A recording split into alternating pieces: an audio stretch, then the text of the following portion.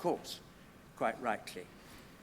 But one aim of this conference, as David Friedberg emphasized in his introduction yesterday, is to celebrate not merely Warburg's achievements, but more broadly the academic values, and especially, perhaps, as we've been hearing this morning, the methods with which Warburg's name is associated. And as nobody present needs telling, from as early as the dissertation on Botticelli, Warburg's scholarship focused on two related themes: the study of the iconography of Renaissance art and the study specifically of its deployment of ancient imagery. So by way of homage, what I want to do in this talk is to focus on one celebrated early modern image and to concentrate in turn on some of the ancient sources that we need to invoke, I think, to explain it. So here is the image I want to discuss, a famous etching which served as the title. Мейнстрим, ну, как не мейнстримная версия, а это та самая версия, которая издавалась, как Левиафан. Это то, что, короче, та версия, которая в народ пошла, а у короля, соответственно, была другая версия, которую он покажет, я думаю, на этой лекции. Page of a famous text, as you all know, and in it it's telling you, this is the title page of Thomas Hobbes's Leviathan, first published in 1651. Да. Now, Horst Bredekamp, whom we're honored to have with us and who's already spoken brilliantly this morning, is the person who established beyond any reasonable doubt, of course, historians of art are not reasonable people, but beyond any other reasonable doubt, that the artist whose work you're looking at was Abraham Boss. This is established in Horst's classic text on Hobbes's visual strategies. A word about Boss, who was born circa 1602 and died 1674. He began life in Tours, but started an apprenticeship with the great engraver Jacques Callot in Paris in 1620, and he remained there for the rest of his life. Now, Thomas Hobbes also lived for many years in Paris. In fact, throughout the period of his exile, between 1640 and his final return to England in 1652. Вынужденно покинул Англию, так скажем. Lodged on the Pont Saint-Michel, which was only a minute or two. Блин, а чё мне чат-то не показывает? Что такое-то, я не понимаю. В чем причина? Или показывает? Да и, впрочем-то, хрен с ним.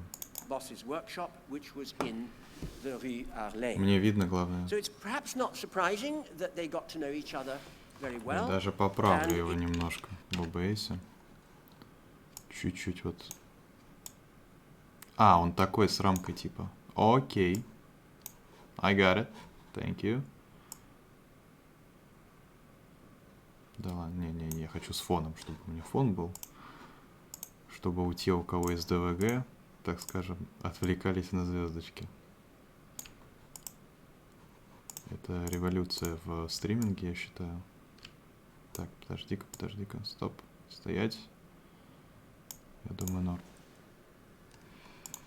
Ну, практически норм. Угу. Ну, вот так, короче, отлично, супер. Продолжаем. It's also not surprising, I think, on academic grounds, you might say, that Hobbes turned to Boss for the design of his frontispiece. He would, of course, я постиг гиперреальность, я смотрю свой стрим с телефона. He published more than 100 frontispieces to texts in his career. But I think he would also have been attracted to him in consequence of their common and deep interest in the geometry of perspective drawing, on which Boss was to publish. Да, геометрия здесь прослеживается, вот здесь вот треугольник. Но он еще про это расскажет. Я немножко проспойлерил, потому что я сам немножко где-то смотрел, вот где-то в середине прокликал, там он будет говорить про треугольник. Но он не будет отсылать к масонам, конечно, но он скажет вот про геометрию этого треугольника и скажет про символизм этого треугольника. Я уже не помню, как он это будет обосновывать, но он про это будет говорить. They undoubtedly must have worked together on the production of this image, because it provides an extraordinarily exact epitome of Hobbes' theologico-political argument in the Leviathan.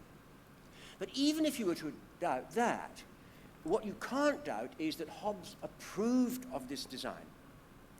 And you can see that if you look at this. Вот про политическую теологию у Гоббса я мало что знаю, именно как вот в понятиях политической теологии, именно вот как вот отсылая к Карлу Шмидту, то вот слабо про это знаю что-то, поэтому не буду комментировать. Вот это вот не, вот это вот, короче, версия для короля. From the unique manuscript copy of Leviathan, which is up the road in the British Library, who generously photographed this for me recently. It's very expensive, by the way. Anyway, there it is. Now, Hobbes unquestionably approved this design because the manuscript of Leviathan that he produced probably in October 1650, in advance of publication, Noel Malcolm has done all the classic work on this, was a presentation copy for his future king, Charles II, who had been his student in the 1640s in exile in Paris. Now, there are, of course, important differences between the two texts, between the two designs. Most conspicuously, what you see here is faces of subjects staring out at us, rather than, as in the printed version, full-length images of people looking up at their head of state. Есть Apart такое, from да. this change, I think you'd have to agree that the designs are fundamentally the same. Да, дизайн the same, но структурно-то он the same, но функционально вот эти люди смотрят на Левиафана, точнее не на Левиафана, а на короля, потому что Левиафан где-то там. Это такое, иногда путают. Левиафан где-то вот из этих вот квадратов этого фронтисписа. А на той стороне, на версии, значит, для короля Карла II, там люди смотрят на вас и, типа на самого короля, как бы символизирует, что король, собственно говоря, и воплощает политическое сило, которое создается социальным контрактом между людьми. But Hobbes would hardly have presented this design to the king if he didn't approve of it, and it is fundamentally this design. Now, the various ways in which this image presents an epitome, as of course it's intended to do, that's what frontispieces are. And the etymology of frontispiece, as you know, is that it is an entrance. The book is figured as having an introitus, and you go through that into the book. The way in which it offers an epitome has been extensively discussed in recent times. And in fact, the two best discussions are mounted by very great scholars who are with us this morning. One, Horst, whom I've already mentioned, and the other, Carlo Ginzburg. Scholars largely agree on what they see. We're looking at the crowned sovereign head of an artificially united body politic, in which the sovereign wields the insignia of ecclesiastical power, that's to say, the bishop's crozier in his left hand, as well as civil power. There is the jus gladii expressed, the sword of justice in his right hand. A great deal has also been said about. Слушайте, а давайте сегодня прям вот максимально dead inside сделаем, и, может быть, еще фильтр черно-белый сюда влупим. Ладно, не надо, хрен с ним. Не, все-таки я все-таки сделаю. Чтоб прям вообще максимально на dead inside быть. Ща. Одну секунду прям. Прям буквально одну секунду. Во. Нет, ну это прям... Это очень хорошо. Прям хорошо и все. Блин, как охренительно. Просто бесподобно. Так, еще чуть-чуть я свет сбавлю. Чтоб я прям не ангел Лики был. Тихо. Оп.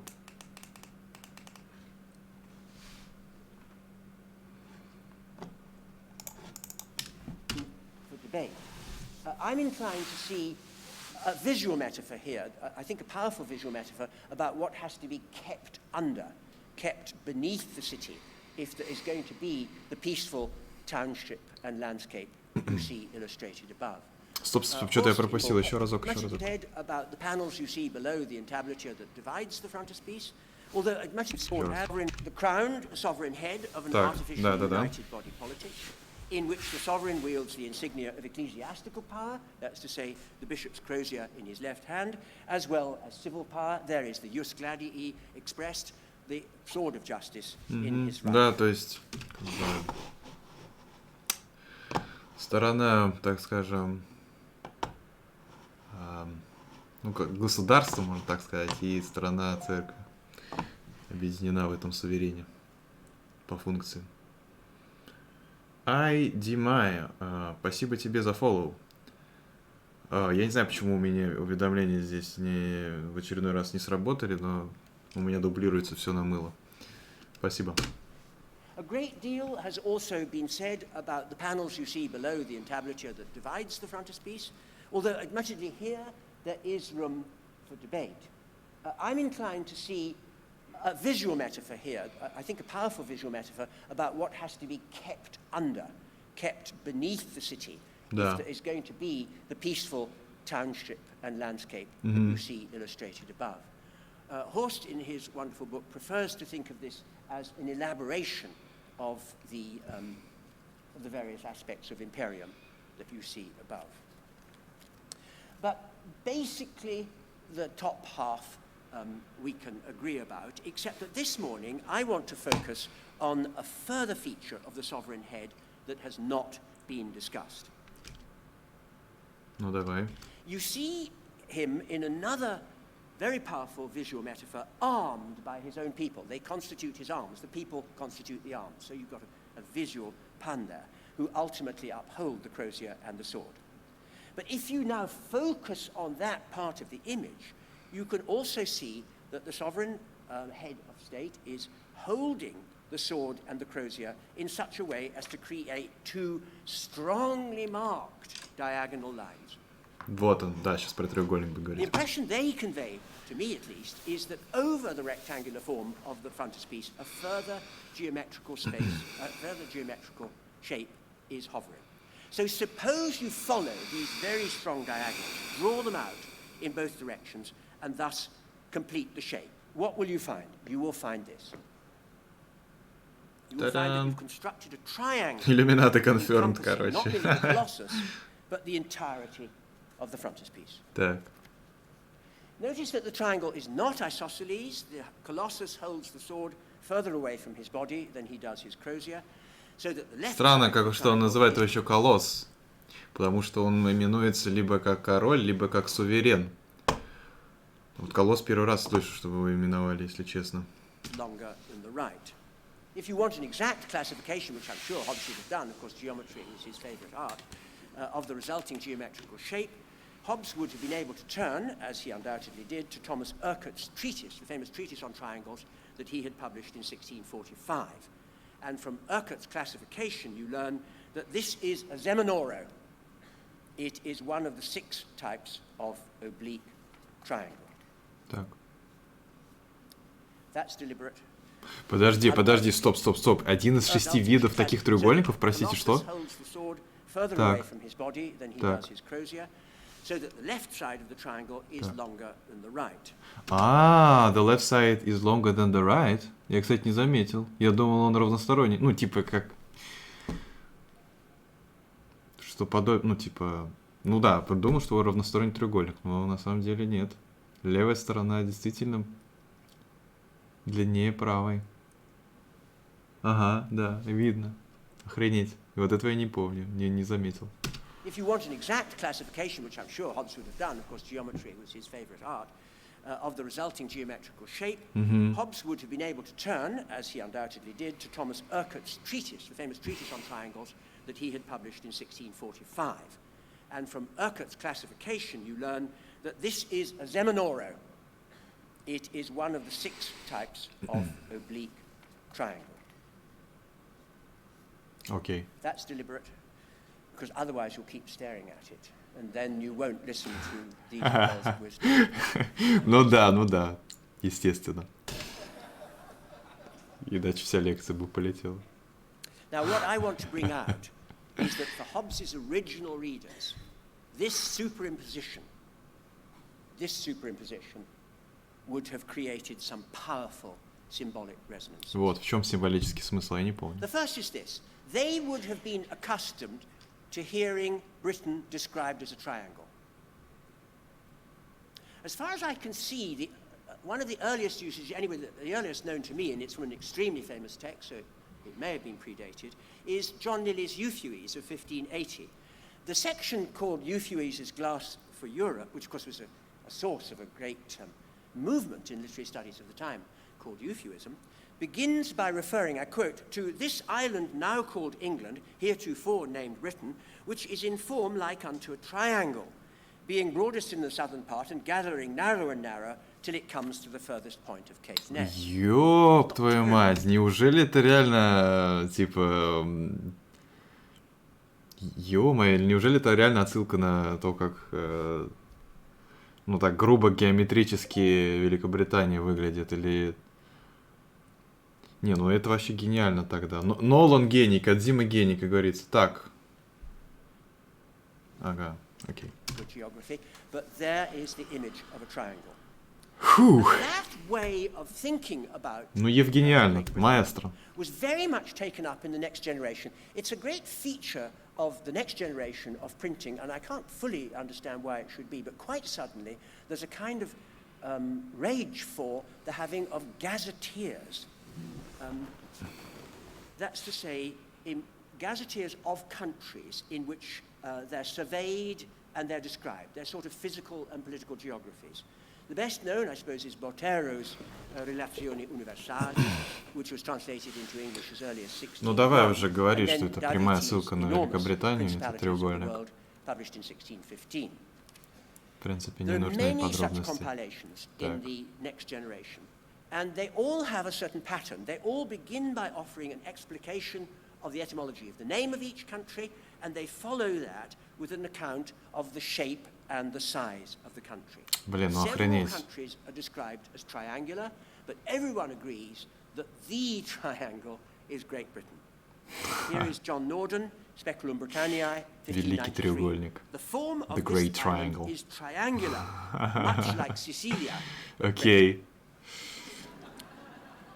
Or William Camden, at the beginning of Britain, 1610, our country lieth against Germany and France triangle-wise.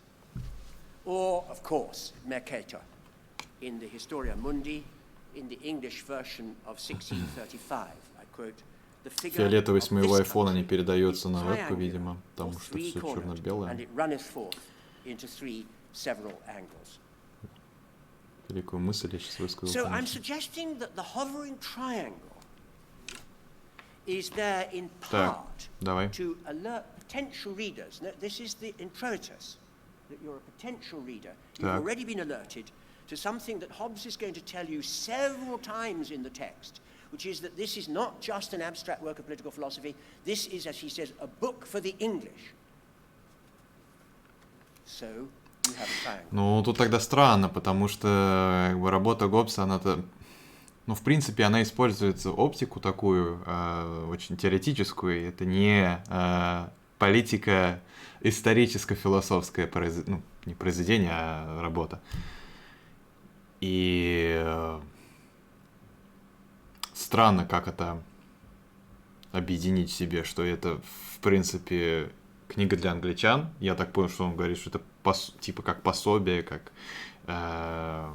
отражение того, что происходит в стране, собственно говоря, в политической сфере. В то же время это социальный контракт, сугубо теоретический конструкт. Интересно. Может быть, он как-то это развернет?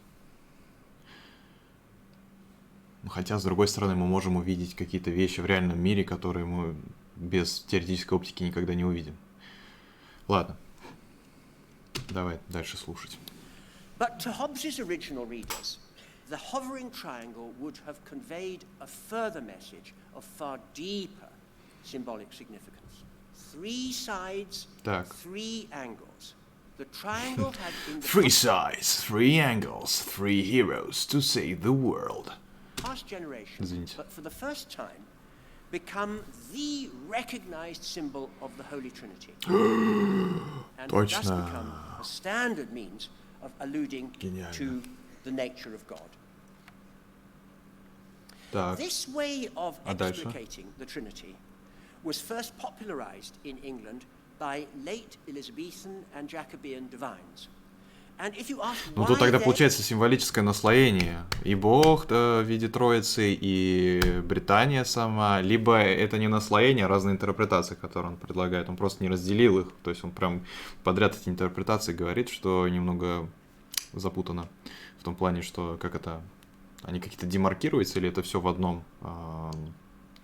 в одной интерпретации такой большой существует? Then the answer, I think, is that it forms part of a very strong reaction that develops in the Anglican Church at the end of this period. Sarah Mortimer has written brilliantly about this, against the increasing popularity of Socinianism at the time. The Socinians, doubting the divinity of Christ, are, of course, explicitly anti-Trinitarian. So there's a sudden felt need in Protestant countries at the very end of the 16th, early 17th century, to reaffirm the triune nature of God by all means. And one of these means is by visual imagery. Of course, this stems from a great literary production, anti-Socinian production, that you also find in late Elizabethan writings. A very notable example is by Thomas Playfair, who was the Lady Margaret Professor of Divinity at the University of Cambridge, who speaks in a sermon of 1593 about the triangle, our image of the Trinity. Similarly, Окей, John мы Wallace, поняли. in the exposition, virtually an official exposition of the liturgy. Функционально, то что это 1710 says, значит? A triangle is Так. our representation of the sacred The Saint Trinity. Okay, we understood. Or William Lowe, preaching to the king, one of James I's chaplains, argues, this is a sermon of 1619, Да-да-да-да, God давай. is one in Кончинский nature and нарожай. 3 in persons, just as in a triangle there are 3 angles. Ну понятно, это типа evidence в сторону вот этой интерпретации. Окей, мы But поняли. more significantly for my purposes, as I've just intimated, is that the same Мне как бы period- достаточно просто, что Гоббс шарил в геометрии, в принципе, как бы вот этот фронтиспис, и учитывая тот факт, что как бы он valued the visual representation in his works and in his philosophy, короче, ему сам vision, ну, как бы видение, визуальная, короче, презентация была важна, я не удивлен, почему это так. Собственно, как бы мне этого достаточно. Но тут сейчас будет... Ну ладно, окей. For the first time, as far as I can see, in visual В принципе, culture, fair enough. the widespread iconographic Я бы вот как раз visual representation representation бы им начал говорить, чтобы, так скажем, было всем понятно вообще. Ну ладно, окей. I do not find this, I mean, medievalists can always put one right, can't they? But I don't find this in any earlier iconographical scheme in British art. And it seems to me it is again the rising threat, as was perceived, of anti-Trinitarian doctrines, especially Socinianism, that forms the background to what became, in publications of the early 17th century, virtually an official visual А way. про какую ветвь протестанства он говорит конкретно? Он даже не за все протестанство, не за весь протестантизм говорит. Сейчас, одну минуточку. Понятно. Потом посмотрю тогда. Так, translation. Russian. All right. That forms Let's the go. background to what became, in publications of the early 17th century, virtually an official visual way of telling you about да. the triune God. Окей. So, with the Geneva of the printing of the Geneva Bible in England in 1607, you first get it. This is William Hole's frontispiece. As you see, at the top, it is dominated by a triangle which encloses the Tetragrammaton, the standard version of God's name in Hebrew. Ух ты, стоп, вот это поподробнее, ну-ка, ну-ка. Так. You first get it. This is William Hole's frontispiece. Охренеть. As you see, at the top, it is dominated Иллюминаты by a конферм в очередной triangle, раз. which encloses the Tetragrammaton, Так. the standard version of God's name in Hebrew. Яхва. But soon, as it were, almost more official, you find the same iconography. Или нет? Ну, вроде как это Яхве на этом, на иврите.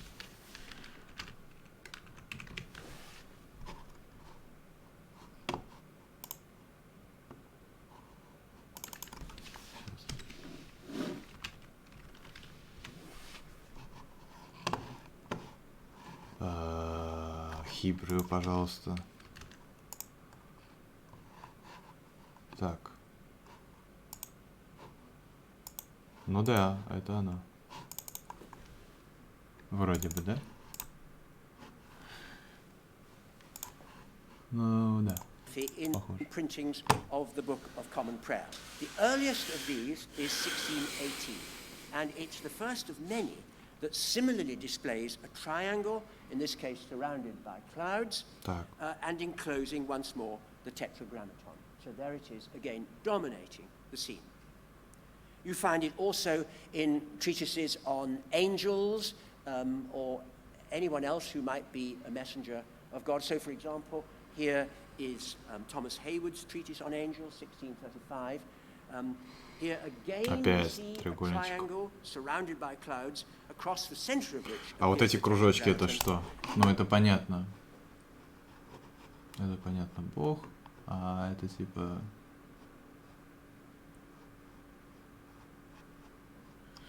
And the words Sancte Triunitatis are written on the upright lines.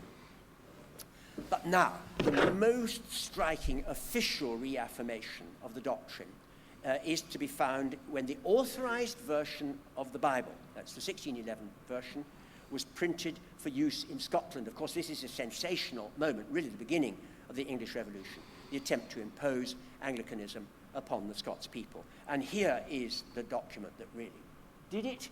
Here you have the frontispiece of the authorized version for use in Scotland, and you don't just see the usual triangle within a circle. If you go into close-up, you see an attempt for the benighted Scots really to explain the Trinity. So written across the timetable is the affirmation that the Father is not the Son, and the Son is not the Holy Spirit, and the Spirit is not God. But we're also told that each of them is God. I don't know if the Scots got that, actually. Смешно. But for my purposes, the most important image is this one, which, like Hobbes's Leviathan, was published in 1651. Ну, если никто не предложит, я пойду дальше смотреть про фронтиспис. Там старая лекция есть еще. Скорее всего, тортик еще возьму себе. Но в перерыве буду есть тортик, тогда поставлю еще какую-нибудь темень, прям, чтобы зрители Твича оценили всю жесткость и темноту техстепа. Ну и нейрофанк тоже. Подходит сегодня. Так. All right, how does all that relate to the hovering triangle in the Leviathan frontispiece? Well, that brings me to what I take to be the central claim in the political theory of Leviathan about the nature of Leviathan. Hobbes's claim is that Leviathan should be understood as a mortal god. Mm-hmm. But if Leviathan is a type of God, then, as Hobbes says, it is like the immortal God. But if it's like the immortal God, it must be made of three persons. And that I take to be Hobbes's central argument in the Leviathan. And that's why you get this introduction with a triangle. It's an introduction to the pivotal claim of the text. So what do we actually see here? First, you see the crowned head of the sovereign representative. This is the head of what Hobbes calls a natural person. By a natural person, Hobbes just means a sane adult man or woman. But at the same time, this natural person has taken on the role of what Hobbes calls an artificial person. By an artificial person, Hobbes just means a representative. This is not just a man or woman, in this case a man. This person is playing a role, and they are a representative, and they've been authorized to play that role, and you can see the act of authorization taking place. But you also see illustrated Hobbes's fundamental concept of the state, which is Стоп, я что-то задумался еще раз. claim of the text. Давай, еще So раз. what do we actually see here? В своих мыслях был. First, you see the crowned head of the sovereign representative. Так. This is the head of what Hobbes calls a natural person. By a natural person, Hobbes just means a sane adult man or woman. But at the same time, this natural person has taken on the role of what Hobbes calls an artificial person. By an artificial person, Hobbes just means a representative. This is not just a man or woman, in this case a man. This person is playing a role, and they are a representative, and they've been authorized to play that role, and you can see the act of authorization. Так, подожди, авторизование роли типа бога или что? Так, natural person, окей. In the same man or woman, окей. Так, там, я понял, But давай. at the same time, this natural person has taken on the role of what Hobbes calls an artificial person. By an artificial person, Hobbes just means a representative. This is not just a man or woman, in this case a man. This person is playing a role, and they are a representative, and they've been authorized to play that role, and you can see the act of authorization taking place. Place, окей. I got it. But you also see illustrated Hobbes's fundamental concept of the state, which is that when the members of a multitude agree, as you see them doing, on a sovereign to represent them, this has the effect of transforming the multitude, as you see brilliantly shown by Boss, into one. It's completely artificial. They are all actually separate people, but by artifice, they've been brought together as one. So, there are three persons present at the heart of Hobbes's theory of government, and we can now assign names to each of them. First, the natural person, whom the multitude, each one of them, authorizes to represent themselves. The name of this person will differ in every state, but in Britain in Hobbes's time, or at least until 1649, his name was Charles Stuart. Then there's the artificial person, by which, as we've seen, Hobbes means a representative, whom the multitude have authorized to act in their name. The name of this person is the sovereign. Now, the sovereign could be a single natural person, as you see here. It could be a man. It could equally well be a woman. But it could be a group. It could be an aristocratic group, or it could be all of us, in which case it's not democracy. Hobbes says, I wouldn't do that if I were you, but you could. So this is a version of his political theory in which the sovereign is also one natural person. But thirdly, Hobbes insists, the act performed, you remember, by the individual members of the multitude in authorizing a sovereign head to act in their name makes them, as he says, one person. So having a sovereign head turns the multitude into one person. So the question is, what is the name of that person? And in an epoch-making moment in modern political theory, Hobbes says, the name of that person, and this is what you're looking at, is the state. Now, Hobbes concedes that this person is ghostly. It's the unholy ghost. Так. It's the secularization of the Holy Ghost. And Hobbes says, using a phrase of Quintilian's, it is persona fictione, a person by fiction, is his definition of the state. What kind of a person is the state? It's a person, persona fictione. But while Hobbes says, yeah, so the state is just a word, however, it is nevertheless the name of the person in whose name all acts of state are performed. So that, as he says, the role of the sovereign is just the representer. He carries or bears the person of the state. So you have Hobbes's triune person of the modern secular state, a natural person bearing an artificial persona and representing a person by fiction. You might think, though, but wait a minute, there's an obvious difference between the tres persona of the Trinity and the tres personae who constitute the state, because according to the doctrine of the Trinity, the relationship between the tres personae is one of identity. Most crucially, God the Son is also God. But the relationship that we see here of the persons who go to make up the person of the state is one of representation. The artificial person of the sovereign is said to be authorized to represent the person of the state. And this is the only. But that brings us to Hobbes's most remarkable claim in his theological politics, which is that actually there's no difference. What you've misunderstood is not that, you've misunderstood the Trinity. The three persons of the Trinity, according to Hobbes, are authorized representations of God. So Christ is just his authorized representative, sent into the world to speak in his name. And likewise with the Holy Ghost, likewise with the apostles. They're just Стой, еще разок. Of God. Еще раз. The three persons of the Trinity, according to Hobbes, Так. are authorized representations of God. So Christ is just his authorized representative, sent into the world to speak in his name. Okay. And likewise with the Holy Ghost, likewise with the apostles. They're just authorized representatives. Well, that was the most sensational claim in the book. And in the year 1665, это получается уже не тринитарный мейнстрим, так скажем. Не мейнстримная трактовка тринитарного трактата. Ну, не трактата, а The Concept of Trinity. But notice that what it is, it's a claim about the triune, and that you should see it as an exact analog of the state. Now, I end here except to say that a large number of commentators have asked one further, well, haven't asked a further question because they haven't gone into the question that I've talked about. That's why I'm standing here. But they have asked a question about what we're looking at, which I want finally to raise, which is any specific head of state here being portrayed?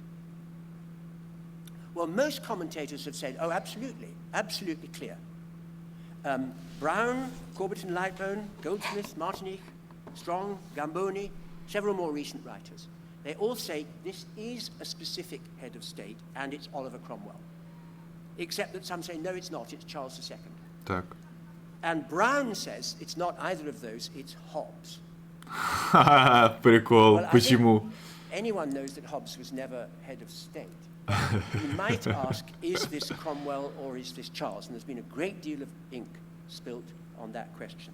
It seems to me that the question is mal posé because it misunderstands the iconographical conventions that are at work in frontispieces. Hobbes is not interested in sovereigns. That tries to make him a very orthodox political theorist. He's not interested in sovereigns. He speaks, he says in his introduction to Leviathan, in the abstract. I speak in the abstract, not in the name. He's interested. Тогда получается, как вот этот клейм с англичанами, типа straightly to Englishman, straight to Englishman. Why so? In sovereignty, and he's quite explicit that the sovereign could be a man or a woman or a group or all of us.